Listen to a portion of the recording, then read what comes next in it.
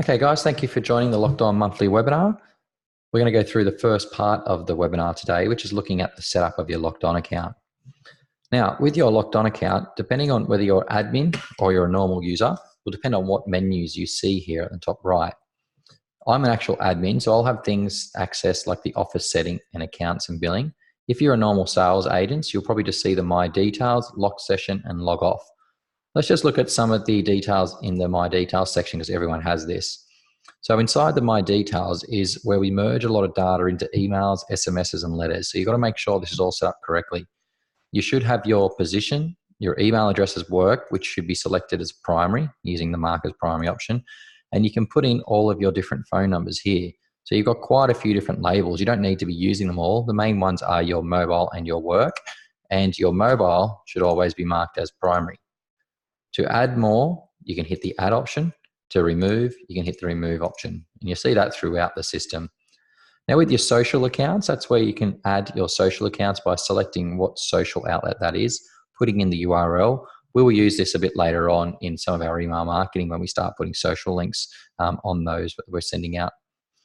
Also in here, you have your avatar and a larger profile picture. And if you have a particular banner you want to put just on your email signature, you can upload a nice banner here to go at the bottom of your signature.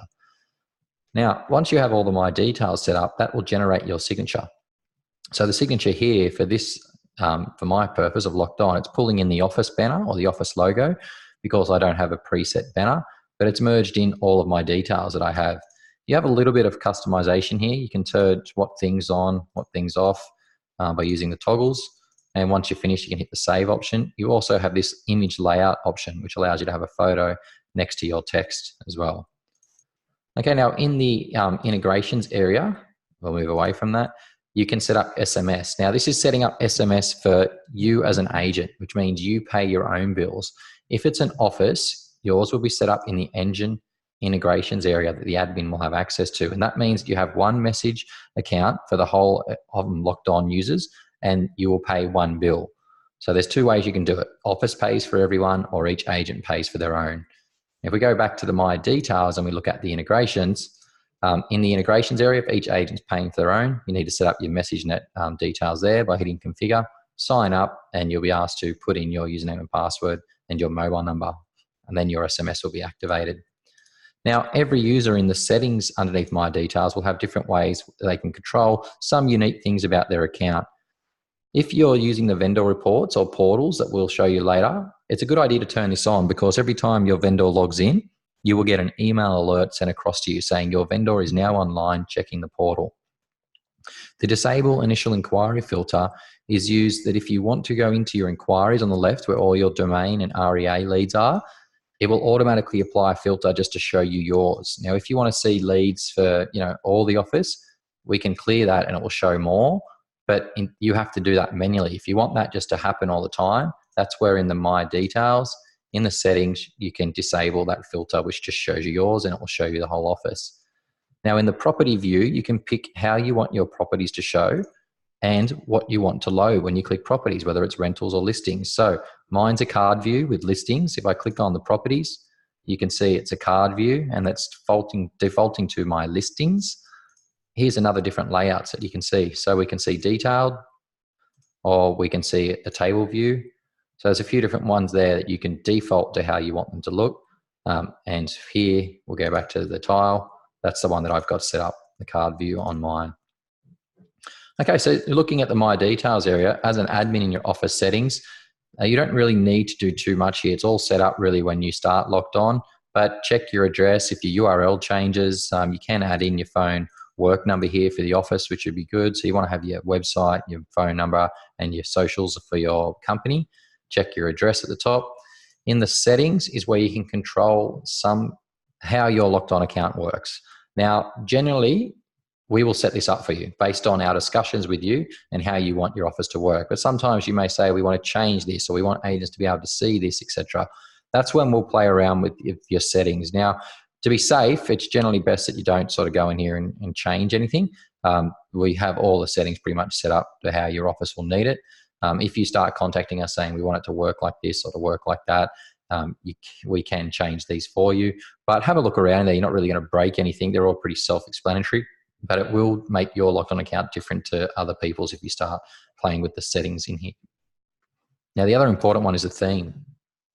Everyone should have their theme set up. So we want a highlight color, a background color, a logo, which is a PNG for white background, or a white, sorry, one, PNG for your dark, so it stands out. You can see that it's kind of inverted there. And we have my little Locked On logo that's going to be at the bottom of all our email signatures. Again, when you start your Locked On account, just send that over to us and we'll configure all of that for you. Also, inside your accounts and billing is where you'll see your payment details, where you can add a credit card. In this area as well, you can download your invoices each month. So if you know when you're getting charged, the next day you can come in here, hit download. It will show you all your invoices. You can change your cards whenever you need as well. And again, those office and accounts and billing are only accessible to the admin sort of users there. Now that we've gone over the personal settings of each user, let's look at the engine. So inside your engine is kind of behind the scenes of Locked On, where you do a lot of the setup. Some of these options that we're looking at here won't be available to agents. Now, admin or the office owner will see all of these options. When we're looking in the engine room, let's start at the bottom and work our way up. When we look at the packs, these are basically installed when you start the account. The first default one gives you your standard default templates, such as your blank email and SMS. And the Aaron Shiner pack is all of his DNA plans, his templates, his letters, and his SMSs. And we're going to show you how to use that DNA plan or system and show you how to customize and build your own as well. But that one's probably the most important, and check that you've got that installed if you want to get all the content we'll be looking at today. Okay, from the packs, we look at our marketing campaign items. In this particular area, it could be its own little session. Not too many people sort of actively use it, but when we look in here, it's an area where you add every single bit of marketing items that your company offers. So let's call it a half-page ad, a signboard, a photo signboard, photography. All of these items have a cost associated with them, a publication or a company you've got to pay, and then we put it into a category. So I've only got 6 here at the moment, but you can see what they're worth and the tax on them, and then we can start adding these against properties or building campaigns. So it is a bit of work, but it's nice to see against a property what items you've booked on them, what they've paid for, and then how much they've got owing as well. So that's your campaign items. Takes a while to set up because you have to add in every single bit of marketing that your company offers. Once you've got that, it's really nice to have that against your listings to track how much you're spending. Now, the portal push area is where we connect all your portals. It's not something that you can do because generally you have to contact the portals, they contact us and give us your ID. So if you are wanting to use Locked On for uploading, we can do that. We can upload to pretty much every portal across Australia and a lot more in New Zealand at the moment as well. So we can do your uploading, but you would generally have to contact support@lockedon.com and we will then configure these for you. We'll tell you who to contact and then they will contact us with your ID and we'll add that to the system. We will teach you how to upload when we look at the property section. Okay, now in the customizations, this is probably one of the more important ones. This is where you start to edit and create all of your own categories for Locked On. So we give you certain areas of the system that you can put tags or categories against people. Some of them have preset values, but some of them can be customized. So all of these are your options that you'll learn that are throughout the system, and they're just different lists in each particular one, and you can edit and modify them. Now, the way to edit something that already exists is just hit edit, and you can change the spelling or the name, and it basically updates that tag against all the people with the new edit that you've put in. If you want to add a new label, you hit add label, you start typing, and you hit save to create that. If you want to delete one, you hit the remove option, and that gets rid of that label from the drop-down menu so that you cannot use that anymore. So there's a few different areas. As you'll see, we'll go through the training and you'll look at all the different areas where you can customize these. But this is where it's all held, is in the engine customizations. And that means that basically every Locked On account has different values. Everyone has different ways of tagging or grouping their clients. There may be some standard ones like hot, warm, or cold, but generally everyone has their own sort of unique words they like to customize their categories or their business in. And that's done in the customizations. That is only accessible to the admin users. So only admin has access to create those. So if you're an agent user and you're wanting to put something into the system, you need to speak to your owner or admin and ask them to add that for you. We get that controlled by them so that we don't have hundreds of different items in there where different agents might call the same thing a different name. You want to keep that nice and neat, quite short, so that it keeps uniformity across your whole system. Now, the third-party contacts is quite a new part of the engine. This allows you to put in people that may be suppliers. So people that aren't really, I would call clients, they're people that you may deal with in your business. So a third-party client might be someone like a painter, a maintenance man. It could be a photographer. These are people that we can put into the system and we can actually CC them into emails when we're sending it off for a vendor or sending it off for a purchaser. So if you're thinking, oh, geez, I've got all these, builders, maybe some of them are actual clients, so you might want them in your clients, but majority of people you're using that are part of your business would be a third-party contact. So you can add them by using the add option, going back into the engine, third-party contacts and hitting the add option, and then that will allow you to create them in the system, add your new third-party contacts. Now, solicitors is a really important part for sales processing. So when we're putting together a new listing, generally the vendor will tell us who they're using. When we put together a sale, the purchaser will tell us who they're using.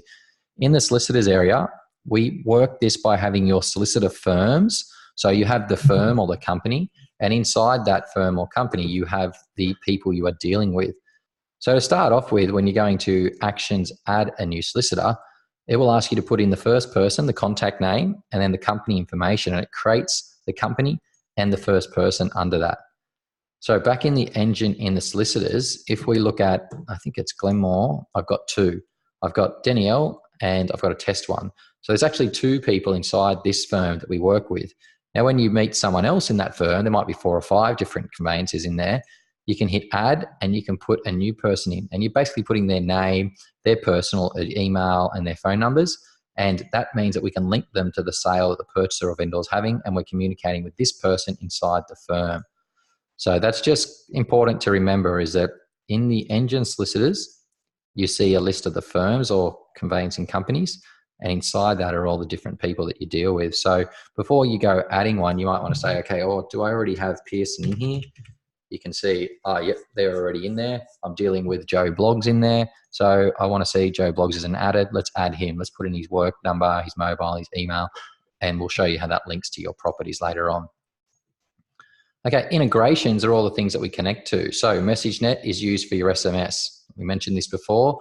This is where the company will be paying the bill if you have it set up here. So you hit configure, you create an account, they will give you a username and password, you put it in here with your mobile number, and then that is set up for everyone. HomePass is the home open app that we use with LockedOn. We get you a free HomePass Lite account. That will allow you to be at home opens, capture people's names and sync them back into LockedOn. Now with Domain and REA, we can set up an API connection to capture your leads directly into the account. We're going to talk about buyers and inquiries in a second, but when you process a lead from REA Domain, you will still get their emails telling you about an inquiry, but that will also be sent through to LockedOn, and we will see that captured in the inquiry area here. We can also link to ActivePipe and Inspect Real Estate. Okay, they have different services that you probably much you know about, and All Homes, we can also capture leads for them. Now, Campaign Track is something we're still working on to finish, but that will be for your marketing. We'll have another integration with them. Okay, so we get into the top two, and these are probably the most important ones. So we look at your templates and your DNA plans. Now, with your templates and DNA plans, these are really populated by when you get the Aaron Shiner pack installed. The Aaron Shiner pack will give you, I think it's about 50 email templates, probably around the same SMS, and around 90 sales letters. So looking at all of these, once we've set up your branding and your logos, we can go into a 12 months since appraisal email. You'll see it'll have your logo on it. It's all pre-written and typed out, so that when we start doing these emails off the plans that we're going to be setting, they will come up on the screen. You can make changes before you send it, or you can just send off our text. Now, if you're really pedantic and you want to go through every template we've created, email, SMS, and letter, you can go through them by hitting edit, and you might want to reword some of the text. You can hit the edit option and edit some of the details in here and then save it. And then that's how you go through and edit each email we have. So we have set them all up. We've had them copywritten. We've checked over them all. They're really good content, getting great results, especially just for regular sort of follow-up, personal follow-up with the client. So completely up to you. If you want to go through them all, you can. Same with your SMS. You read over them, you hit the edit, and you start reading around the text. You probably don't want to change the merge tags, which are the bright green ones, but you can see the text around that. Okay, so back at the email, creating an email we're going to look at, and then we're going to look at an SMS and a letter, and then we'll show you about the DNA plans. So if we look at the email option, building an email, SMS, or letter, you can come into the templates and you can hit the actions, add a template. We're going to build an email, and we're going to call this 6 November 2019 webinar test. So we're just going to put that there. Label is more about what your template is, but we're labeling it something I can find quite easily. And then it gives you the drop and drag editor to start compiling your email together. So in the subject, if you don't set a subject, the system will give you a warning saying before you send this, you need to put a subject into it. So you can have emails without subjects. Most of the time when you're doing a template, you'll have a pre-written template to go with it. So we're going to put webinar test, and you can add personalization, which is selecting a merge tag. Now, the most common merge tags are above this line. So I might want to say webinar test, and I'll just say for, and we can merge in the recipient name. So whoever I'm sending it to, it will say webinar test for Luke, webinar test for Natalie, and it will merge their name into the subject. You can see it shows you a preview at the top left as well, webinar test for Billy. So there are 9 different components of building an email. Generally, you start with a header, which will put your logo, and we generally put a keyword in the top right. If you don't want to do that, it won't send it if it just says header title or just have your logo. But we could put in here something like webinar test, kind of some nice text that summarizes what this email is about. You can change things in here as you get more advanced. I want the logo for color. And in the colors area, I'm going to put a background color, which is my highlight. Or I could put that as my background. So you can see we're playing around with my colors, or we can do custom colors here, picking what we want. Okay, so we will just save that, and I'll remove it and drag the headline in again. Okay, now you can also change font size, bolding. You can put merge fields into this as well, but we'll just do a basic one there. Now after that, I want to put an image. So I'm going to put an image in, and with your images, you can have 1 up to 6. So you can see 6 is a bit smaller. Now, when you're looking at 1, you'll use the image 1 ribbon. It tells you the width. So all of the emails pretty much are set to 650. So you kind of want to upload a photo that's 650 wide. If you're using 2 images, it kind of nearly halves it, 320, because it's got a little line break. So you want photos that are 320. And you're going to put 1 here, and you're going to put 1 there in image 2. So image 3, it's going to go down again, and you can see the size of the images you need. Let's go back to 1 image. And if you want to upload images, you hit the pick image option, and it gives you your image library. Now I've already uploaded some images, so we'll just select this one. And with every image you upload, you can also link that. So if someone clicks it, it goes to that website. So at the top here, we'll just go www.lockedon.com. We will grab that URL, and this image, if anyone clicks it, I'm going to send them to that link and save it. You can also put your mouse over it now. It shows you that we're going to that link as a nice way to test. So there you can see that that's all kind of working there now. I'll just close that tab down. Okay, so that's your images. Now underneath that, you can put a headline. Now, silly to put a headline under an image, you could, but I'm going to drag that up. So holding my mouse down, I can drag it. And at the top here, we can put on locked on email builder. Okay, you can see I can up my font. Okay, I can change the color of that. And in the colors, I might put the row background to be highlight color or background color. And I might change the font to white. Okay, so you can really play around with a lot of things there. Generally, after all of that, you put in your paragraph, and this is where you're writing your text or your copy. So always with your SMSs and emails, you say hi. 99% of everything, you're going to say recipient name. That's how you start off an SMS, an email, pretty much a letter as well. Hi, recipient name. You can press shift on your keyboard, enter, enter, which takes you down 2 lines, and we can type your message here. Oops. Now, pretend that I've typed a really long email. We can see that we've got some text. You're able to do a whole lot with this now. Highlight, bold it, change the color, underline it, indent it, put numbers next to it. You can link that to a certain link. But if you highlight that here and you want that clickable, you can then put a link on it. So quite a bit you can do there once you've got your text, but you generally start by writing your text and then putting all the formatting on it after. So that's the paragraph widget. Now we'll save that and we'll look at the next one. So underneath that, we then want to use an article. So with our articles, it's basically a photo, a headline, text, and a button. There's the width your photo needs to be to sort of make it fit nice to the actual template size. The height, 220. And if you want to pick an image, you can pick that and you can select an article image there. You can then put your headline is, so we'll just put in there, interest rate rise coming, and then we can put some text in here, oh no, and you'll see that there. Now to find out more, we can then link that in the buttons. We can see find out more, or we can change to read more, and we can put a link in there.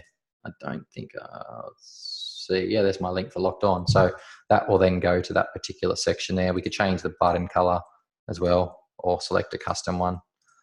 So it won't go through every feature, but really you play around with a lot of these ribbons, you'll start to see what you can do. Now, a standard feature in your template as well is that you can duplicate. So I can now, I've got that one set up.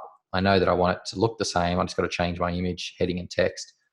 And the duplicate will put it at the bottom. Okay, now underneath that, we're going to use a button.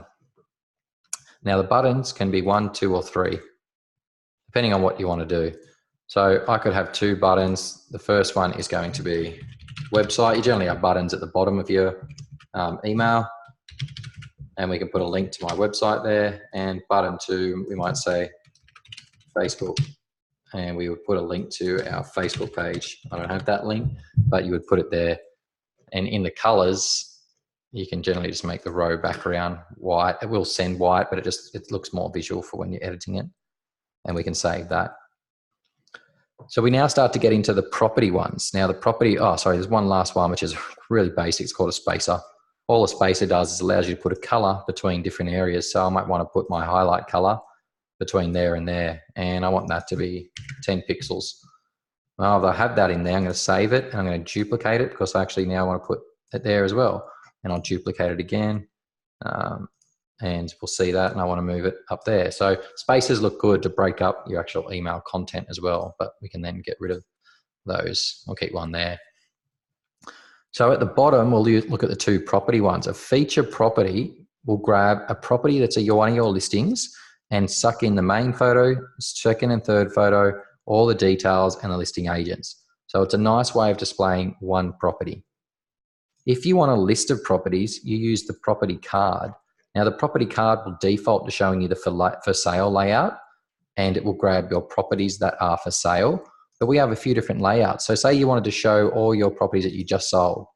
You would use the just sold layout, which has the address and the sold price.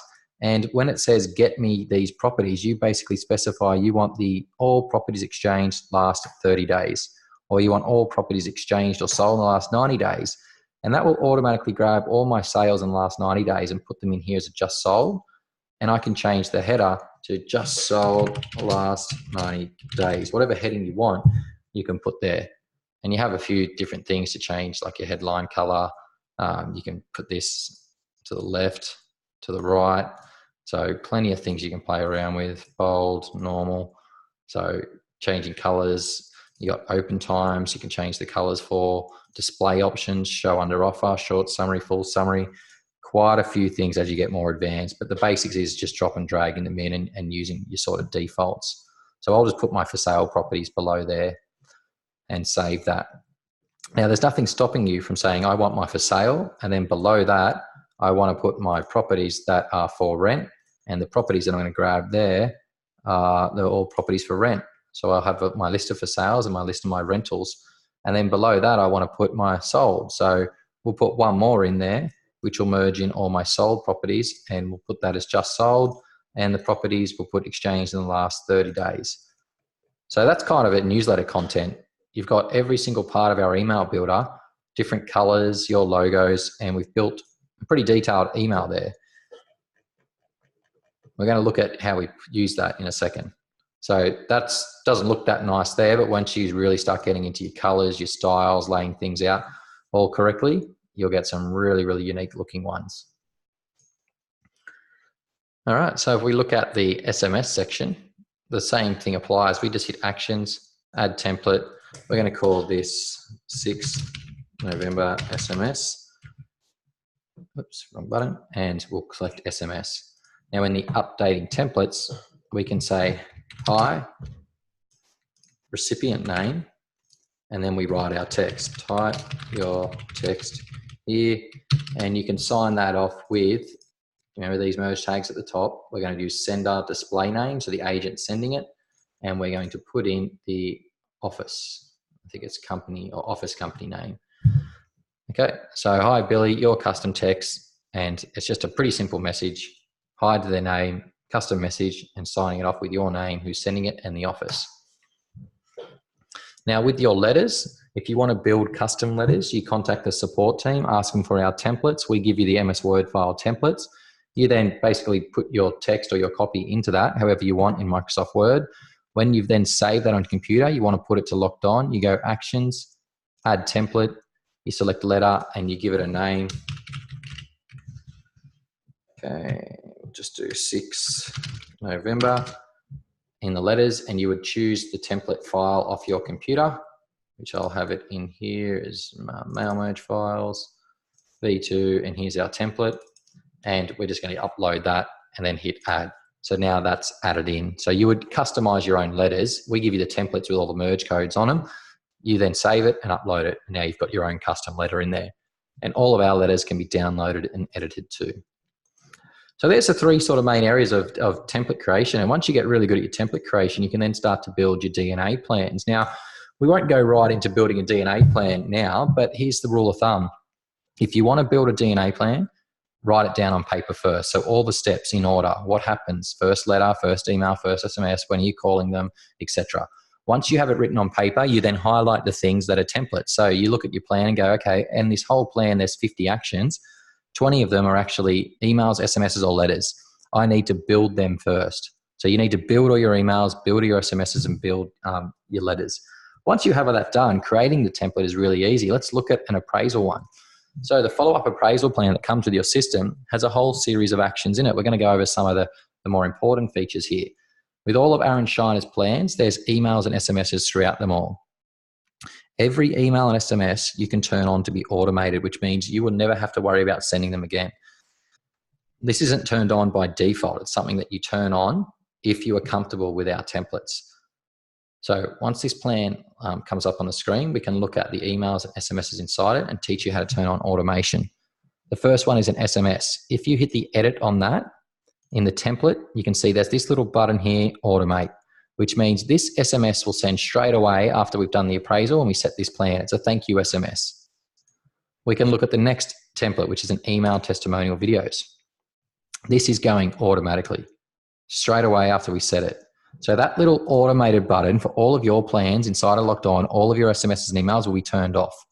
If you want to turn them on, it's a matter of just going in, editing each one, turning it on, and save. You don't have to turn them on for all your plans, but you might say, look, my appraisal one, I really like Aaron's content. Let's go through all of them and automate them. Now, some of the power inside the DNA plans is obviously you can set things to happen from a certain date. These ones, if we look at it, are happening from the appraisal date after 6 months, and that's SMS going automatically.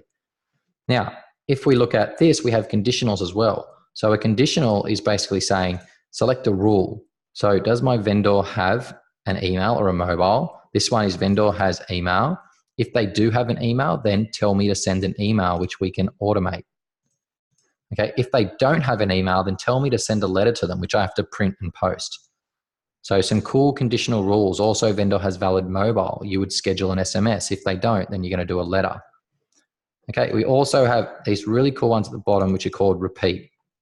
And a repeating task is a way of saying, well, look, after a certain time, so we've got schedule from the day I set this, after every year, repeat this task yearly. So on the first year, this will happen, and then it will book itself in for a year straight after. That means that if this is an appraisal plan, and Aaron's plans are really good for all of his appraisal and sale plans, they never end.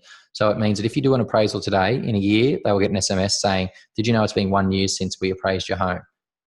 Then they'll get another one in 2 years. Did you know it's been 2 years since we appraised your home? 3 years. This will go on forever. So if you have a client you've met today, you're going to be in real estate for the next 40 years, and they haven't sold their property with you since they had an appraisal, they will get 40 years worth of SMSs from you.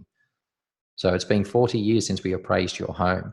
So those reoccurring automation are extremely powerful for companies saying, well, my agents actually don't follow up their appraisals well, or they don't follow up their sales. You can now start scheduling emails and SMSs to go out on repeat on specific dates, which anniversaries are really important, to those clients from your agents. That's what you'll get into. So building your DNA plans, we give you a lot of content that you can add to and remove from our plans, but building your own, just remember the rule is write your appraisal down, your DNA down on paper first, highlight the things that are templates, build all your templates, and then putting the DNA plan together is actions, add DNA, and it's literally the quickest part about it. You just go phone call, SMS, email, letter, and you're just building it, which will take no longer than 20 minutes. And we're more than happy to help you do that. So guys, that's kind of our first look into LockedOn. The first part of today's training is the settings and your details on the top right of the screen, and a bit of on the engine as well. I'm going to pause the recording now. All right, so let's look at the next part, working with buyers. So buyers basically enter our systems from mainly two ways, which is through the actual system through inquiries or through HomePass. And it's very, like, you can put them in automatically as well. But if we look at here, the inquiry section, when we link up REA and domain, you'll see your leads captured in here. So we have a test buyer here that I've put in before. So it tells me there's an inquiry. It hasn't come from REA or domain. But to process this, we basically say process. And that means that we've called the person back. We know they're a real client. We've captured some details about them. Now, when we process them, we can move them to the database as a new person, or we don't want to work with them. So we archive it and we process that. And that basically just puts them into this archived bin of people that we're not working with. And then you can see there's your actioned inquiries that you have there as well. Now, when you process inquiry that was active, it will go through and automatically match. So if I had my name, my number, and email in there as an inquiry, it would then match to me in the system. Now, this is a really good tool for, let's say, front desk to use as well. So if they're taking names, numbers, and emails, you can go into the actions add inquiry area. They select what property it's for. They put in the person's details. Okay, we'll just capture my email and my mobile. It's telling me they already exist, but that's fine because it's going to do the G-dupe when the agent processes it. Okay, and we then select who it's for, the inquiry date, how they found out about it, and any notes interested to view. And then we hit add. Now, when you hit add, there is a setting where that will actually send an email to your agent, letting them know that there's an inquiry under their name, and here we can see the inquiry. Now, if you want to check if this matches to an existing person already in the database, so say I come back into the office, I see there's an inquiry there, I can check if it's matched, and it tells me there's a match found, and it's assigned to the agent Ian French. So it is my inquiry, but I know they're already in the system under another agent. We can then process this, assign it to me, and we process the inquiry. And in the information now, it's opened up this record, and we can see that it's attached to me as well. So that's a way of like opening up cards and client and agent sharing the same data. But we can see a buyer now record has been opened up, and I already have a whole lot of information because this is my test client. So it didn't create a new one. It checked the system to make sure they didn't exist with the same mobile or email, and it processed us through. Now, when that processes, it will open you up to the buyer criteria page. So if they already have a criteria, you'll see this. Because this was a buyer who was already existing, I would speak to Luke and go, look, I can see you're in the system. You're looking for 2 beds, 2 bath, 1 car, apartment, house, townhouse, and you've got about $3 million to spend. Has any of that criteria changed? Oh yeah, we're only looking in Dolls Point now. So we can then type in a suburb and it will only match to those particular listings in that area. So once you've entered in someone's criteria, you can go into the properties and look at the matches. So based on his criteria, he's looking only in Dolls Point. We have 4 listings. Now, there's a template already in the system that all of you should be using whenever you meet a buyer. So you meet a buyer, you put them in the system, you've had a good conversation, you've got their criteria. You then say, look, Luke, I'm going to send you an email with the properties we spoke about, that template is going to be the buyer match template. And it allows you to basically send off a subject, you're matching properties, with a message that says, here's a list of all the properties that match your criteria. So they've inquired on one particular property, but now you've qualified them, you've listened to them, you've captured their criteria and let them know there's more properties in your system that match them. You can change the text of that by typing here on the right if you want to edit the message. And then all you have to do is hit the send option, and that will send off to your buyer. Obviously, it's going to have your branding, your colors on it. Looks quite nice. But that's kind of like first rule of thumb. We call that first impressions, is you meet someone, you process them, you capture their criteria. If you have multiple listings that match them, you send them off that email whilst you're talking to them on the phone, or you say, look, I'm going to send you a list of properties as soon as we hang up that you may also be interested in. The way you finish off your call is by saying, look, Luke, thanks for your time. Now that we have your criteria, you will exclusively get emails of listed properties before they go to market so that you have the first opportunity to view those. The way that that works is when we get a listing, and we'll look at my 14 Malua, we go into the buyer match. And the thing that you should be doing is basically looking at your buyer match, which will automatically show you all the buyers that have criteria that match this property so that you can send off an email to them. Now, generally, when we're doing this, the numbers are quite large. You have a lot of buyers. I've only got 6, but pretend it's 600. So with the 600 buyers I have, we go in, we hit send, we say email, and in our locked on templates, you will have one called just listed. So the just listed template will know that we're on the property, know that we're targeting the buyers. It's going to merge our template, the photos, the details. It's got the view online button, watch video, because we've put them against it in the marketing. It's got the agent's photos, and we can then go down the bottom, confirm how many it's going to, and hit the send option. So, sorry, it's only going to 6 people. And we hit send. Now that sends off the just listed. Here's what agents should be doing after just listed. You generally give it 24 hours. The next day you come in and you go to reports. You look at your emails and you can see your just listed was sent. This is an old one. We go into the details. We can actually now see who opened it, who clicked on it. Now, if you're an agent, you've sent off a just listed, 600 people got it, and let's say 60 or 30 people clicked on it. That self-qualifies that there are 30 to 60 people that are really interested in your property that you probably should get on the phone and call. Now, is it time efficient for you to ring 600 buyers that match the property? Probably not. It's efficient to send off an email to them all. And it's very efficient to say, I'm going to hit the phones and ring the people who actually click on the link. So here was the link to my property. It had one click. So I click on it and there's the person. Now, let's just go back for 1 second. I want to show you something here. If I remove this filter, it shows me the 6 people that got it. Pretend these 6 people clicked on it. There's a really good feature here that I want you all to start using. So with your emails, generally you do this with the clicks. You see how many people clicked on it. You're then going to get that list and you're going to say actions, create hit list. Now with the hit list, you can then go into your actions, view summary of the first person who clicked on it. You're going to call them. You're going to ask them about the property, see if they want to view it, take any notes, update their records, and then go to the next person. Using the arrows, you can then get through all the people who clicked on the property really, really fast, and you'll then be able to speak to all those buyers. I've just noticed a little bug there I need to fix when a client's being deleted. They're still trying to load them. So one of my buyers was deleted there, and it just didn't pop up. But that reports, emails, looking at your email after it just listed, going into the recipients and seeing who clicked on it, using the actions, create hit list, is extremely high conversion calls. It's self-qualification of buyers who actually are interested in the property, got your email, opened it and clicked on it. Use the hit list a lot, okay? Targeted calls. So if we go back to our clients and we'll look up my record, Luke Newton, as we start working with them in the activity, we will see a list of all their inquiries that they've made with the notes, dates, times, etc. We will see a list of all the properties they've turned up to because we're using HomePass. We're syncing their data in and it's linking them to that property. If they request contracts, we track that against them. You can do that manually by actions, add contract. And if they start submitting offers, well, you're generally getting those when you speak to them and follow them up. So you'll get an offer and you can go actions, add offer. The actions button allows you to add data to the record you're on. So back at the property, we're on a different listing here, 123 Bondi Road.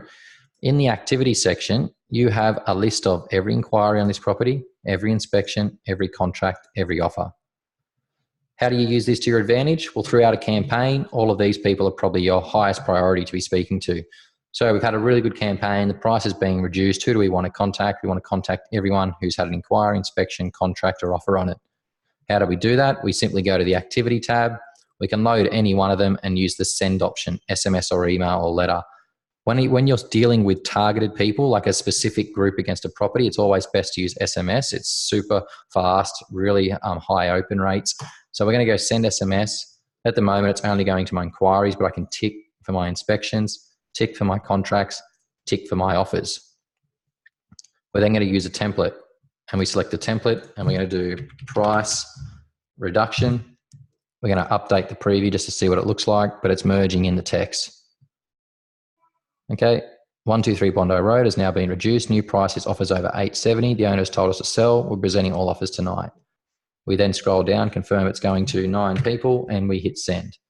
Now that's gone out to all these people. SMS is really powerful. 90% will get read in the first 3 minutes, and you will get instant replies. So use SMS to really small targeted groups instead of email.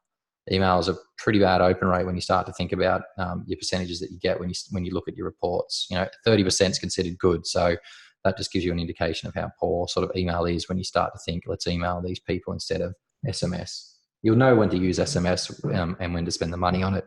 Small targeted groups is really key for that. Okay, now if we look at Luke as a client, let's just look at the final thing with buyers. Now, not all buyers you need to follow up, but here's a general rule of thumb. Most people you should always be setting a follow-up call with. And if you get into this habit, you will have an extremely valuable database.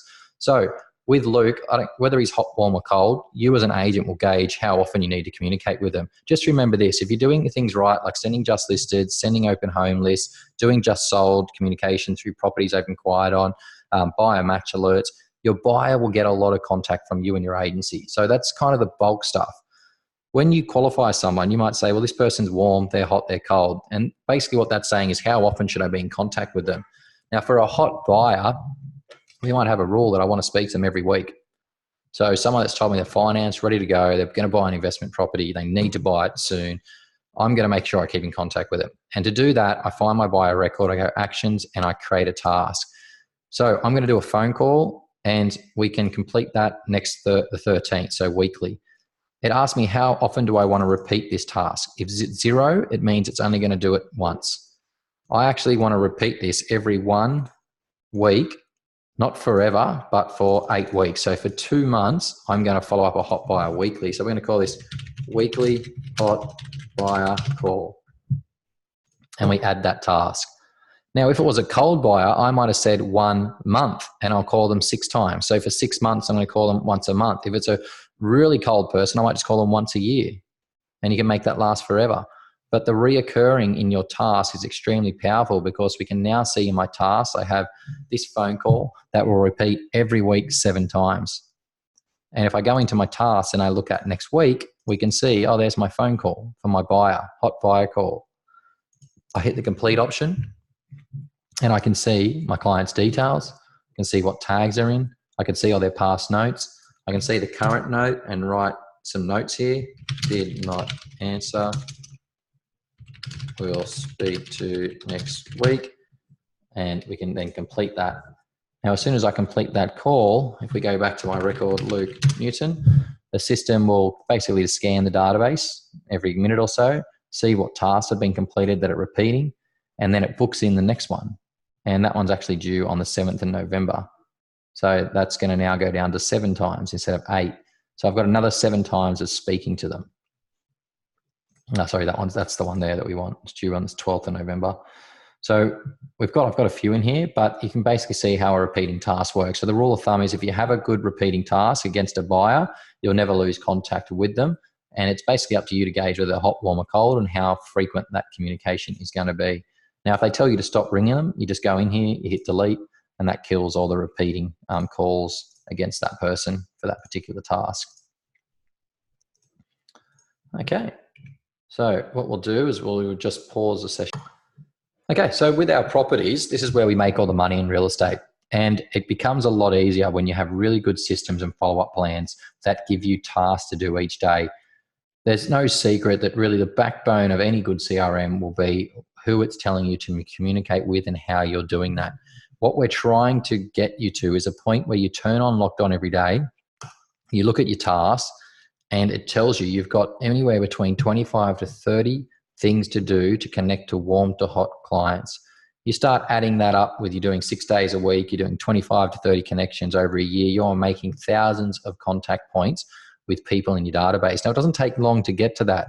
One of the gauges that you can try and get to is that a good, healthy database, let's say an agent that's just doing their own database, you want to try and hit around 800, 900 potential sellers.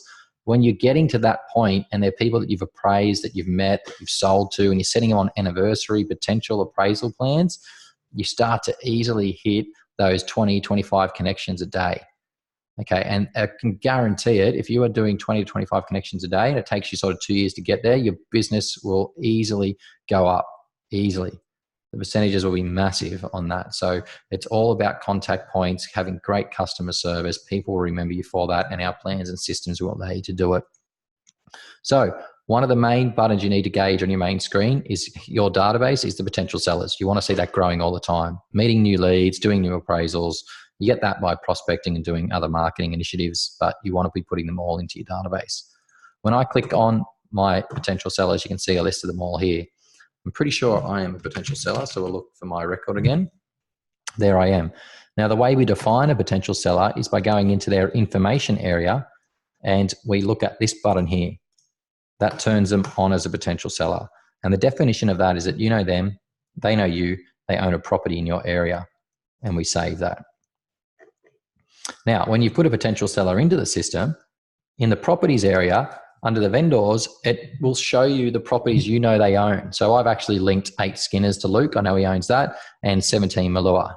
One of them is listed, one of them's exchanged. So pretty good client who I've already got 2 properties on the market and 1 sold. Now, Luke's also just told me that he owns another property in the area. So whether you're putting the first property against them or you're adding another one they own, you can have as many as you want. You go actions, link property. And you can create one from their postal address, which is 56 Malua, or you can add in any property you want just by typing in here 19 Malua Street, Dolls Point, and it loads it in. So we're going to say that he owns another one, 19 Malua Street, which is next to 17, and that is a house. And we add that. Now, the basics of data entry we're not going to go through today, but in the data entry side of the system is it'll load you on the information general. So this is beds, bath, car, keywords, groups, when it was last sold, date. Everything's self-explanatory. You know, it'd be a waste of our time just to show you how to put data into a field right now. You can add in land information. You can tick features, which you generally get when you appraise the property. And you can also upload documents. So you might scan your appraisal sheet in. You might have council records of this you want to save here. This is just generally a Dropbox for the property. But when you first put a property in the system, you're trying to fill in the information. That's what it is, information in the 4 areas there. Put as much data in as you can. What we're going to focus on today is this, the property life cycle. Now, when we put a property first in, a new lead is classified as a potential. The basics of selling property in Australia and New Zealand is that there's 5 core stages. And if you have good systems around those 5 core stages, you are going to generate tasks, generate frequency of contact, and have a really good name on referral business with your clients. So we're going to look at these stages. Potential, you then create a relationship and hopefully get invited to appraise their property. You know, you do a really good job of follow-up and confirming that you're good at that with your tasks, and they ask you to list the property. We then market it successfully. Hopefully you've got really nice branding, marketing, negotiation skills, and then you will exchange the property or unconditional. It then goes to settled. And at that stage, we'll look at this as one of the main things. You transfer the property to the new owner and you set all the anniversary plans. So let's look at the plans you set and when. The Aaron Shiner system gives us a plan for each one of those stages.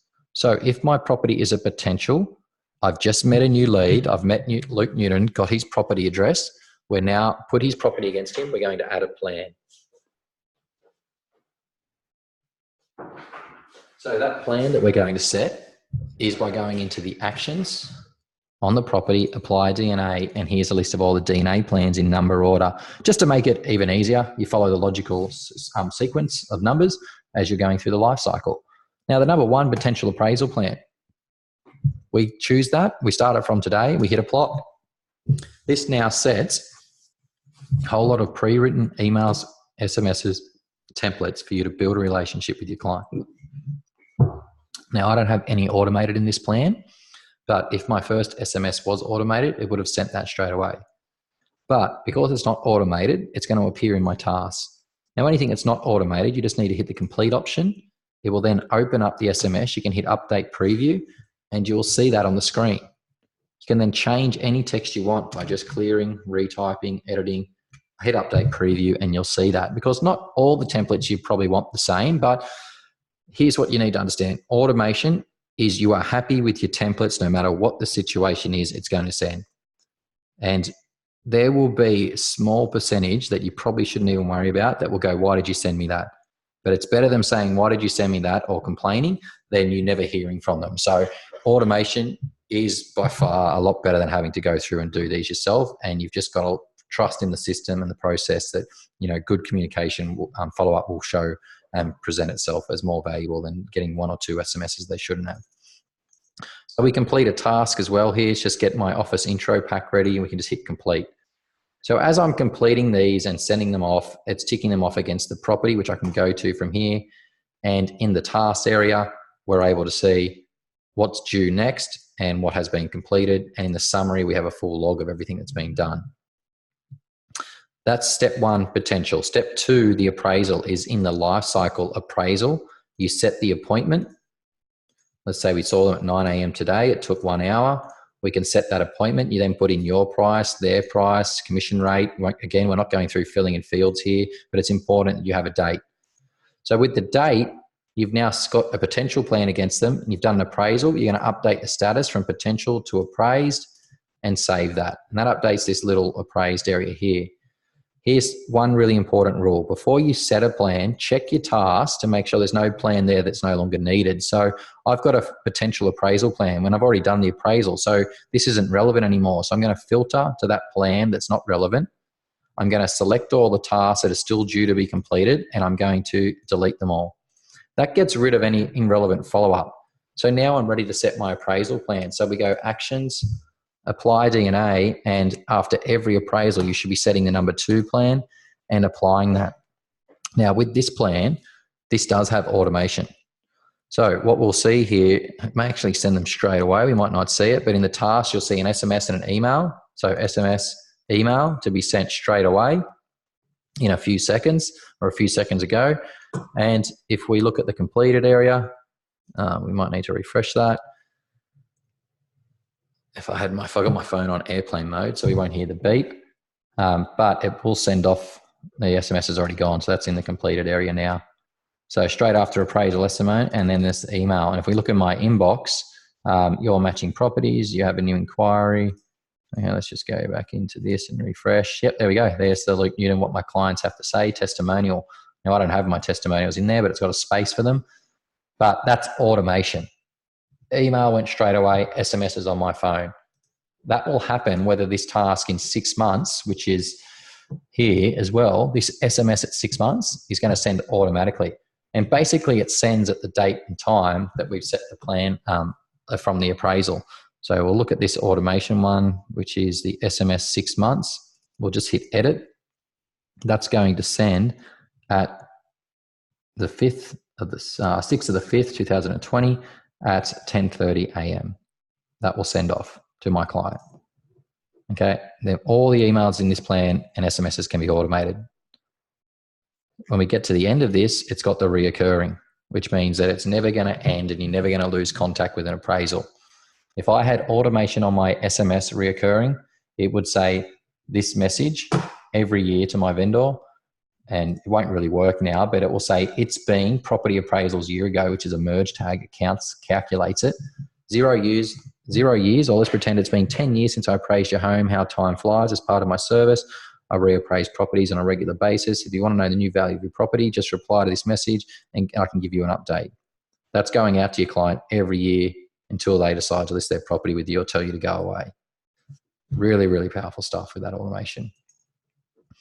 Okay, so now that we have the automation in there against our clients and the appraisal plan, you've got a few plans in here. If you go actions, apply DNA, if you lose the appraisal, so you find out someone else has listed it, you would remove that appraisal plan and set that one. Just a really nice way to keep in contact with someone that's listed with someone else.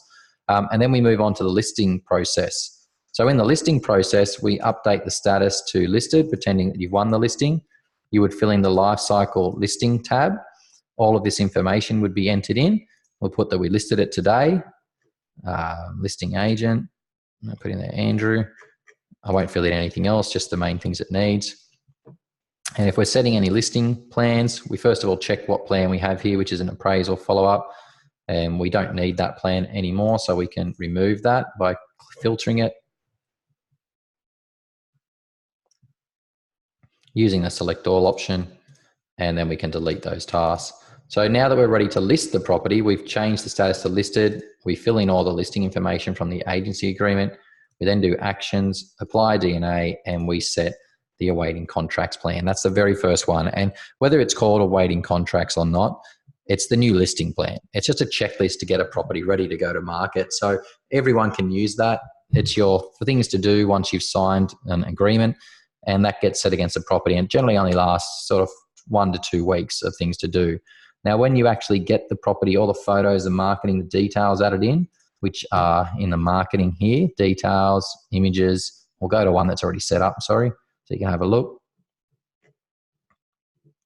Okay, so we have the marketing, we've got the details, which is the heading, summary, images, the floor plan, opens, and if we're ready to upload to portals, we turn on the portals and hit upload. And then back in our life cycle, in our listing tab, we can say date launched was today, or that's a while ago, but the 1st of 10th, 2018. Now, when you launch a property, we have a DNA plan for vendor management. To be honest with you, a lot of people have their own ways of vendor managing properties. This is Aaron Shiner's way. So when we hit the apply DNA, he does his vendor management basically set to a structure starting from a Monday. So if we were to say this has gone live, he would set this from the next Monday coming up. So that would be on the 11th.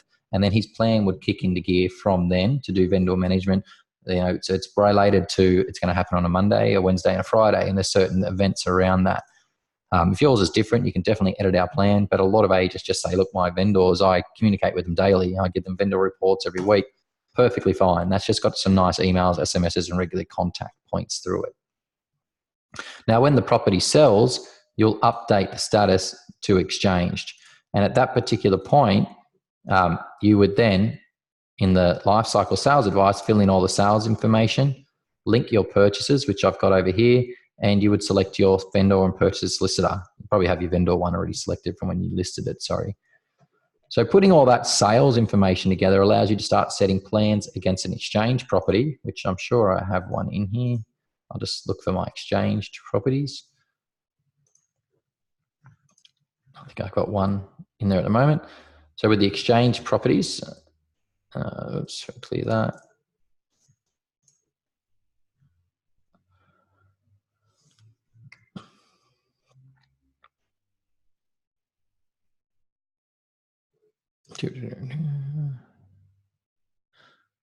Where is it appraised?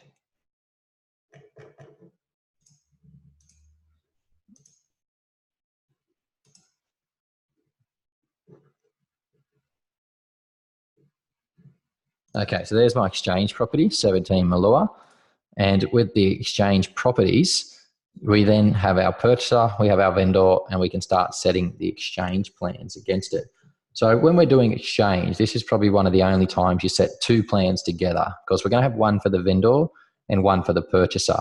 So if we go into the actions option and we use the apply DNA, there will be 2 plans in here. You'll set the exchange to settlement for your vendor and exchange to settlement to your purchaser after you've done that one.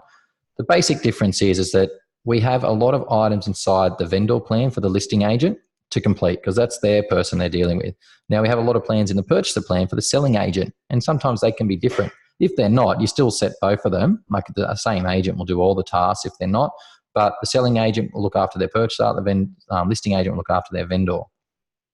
And that's the plans you set when the exchange happens. So when you get the call from your solicitor saying, congratulations, your property's gone unconditional exchanged, In the sales advice, you've got the dates, you set those plans against it, and you're generally just doing this to have a really good plan and process for when the property goes all the way through to settlement. Because a lot of the things that turn bad with a sale happens between this exchange to settlement, where there's no follow-up now with both parties. If you can keep on top of it just through the plans and letters and everything we have, you'll find that that process is very smooth all the way through to your settlement date. Now, in the settlement, let's have a look at this. So this property, we got a call from our solicitor. I'm just going to update the date to today. So they told us that it settled today. We update the settled date to today, and we're going to update the status to settled.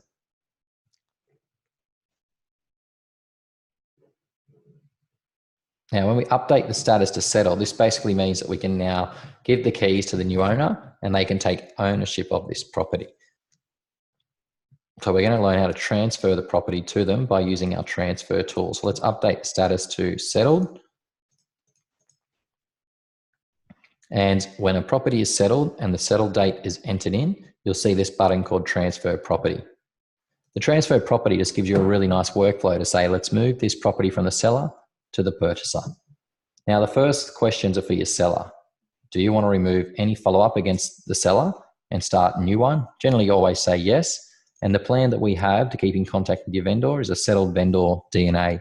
It's quite simply a phone call or an SMS every year to touch base with someone you've sold with. It'll start that from the settled date. And then you put in your new vendor's postal address. You should get that, update it, fill it in, and it will update their record. And you can put them on any client tags you want. Remember, there's no right or wrong here, but basically you might say that everyone I sell to, or everyone I sell for, I want to put them in my VIP list. And we can see that down the bottom, VIP, and they can go into that tag. Now, your purchaser questions, do you want to create a property assigned to the purchaser? Yes, you do. And assign a DNA plan to them. And we have two plans here. Are they going to be a live-in or an investor? So we'll say they're a live-in purchaser. Okay, do you want to put any tags against them? Anyone that buys from us, we put them in the VIP, and we also put them in our Xmas card list.